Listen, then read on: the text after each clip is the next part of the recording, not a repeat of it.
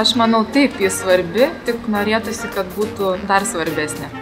Kada bi poezija bila in, pojavili bi se vjerojatno i recepti za njezinu laku i masovnu proizvodnju.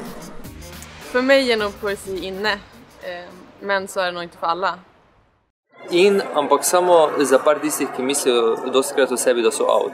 Секој момент кога поезијата воспоставува синергија со општествената стварност и историјата, таа е in. In, out, in, out, in, out, in, out.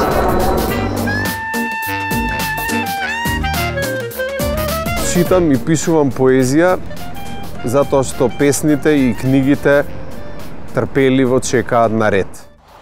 Lezen om het speciale licht dat op die manier op de mensen en de dingen valt. Poeziju pišem pretože sa mi to jednoducho deje.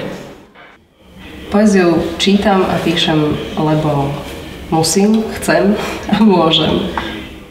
Leggo per voglia di conoscere, leggo per curiosità e scrivo per sentirmi bene. Ponieważ ja jestem najważniejszym podmiotem na świecie.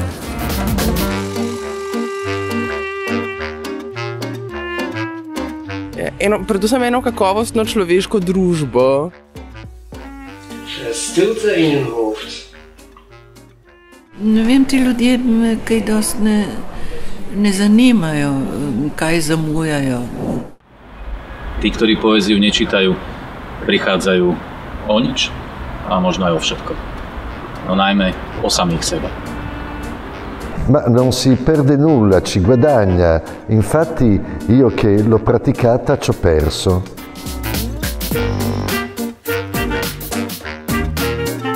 Pošto poeziju već čitaju svi, trebali bi je naučiti čitati životinje.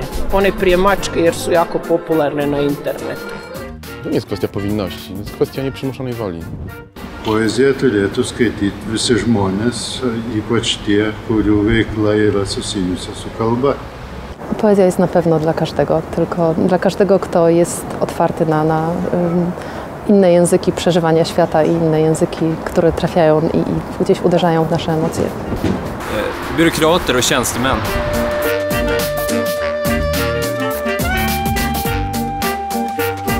Für mich in der Ökonomie der Sprache ein Maximum an Ideen mit einem Minimum an Mitteln.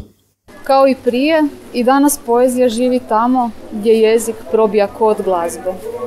Wel, het hart van de poëzie klopt overal en het klopt nergens in onze geglobaliseerde wereld. In mijn ogen is het hart van de poëzie in elk van ons. Навсекаде.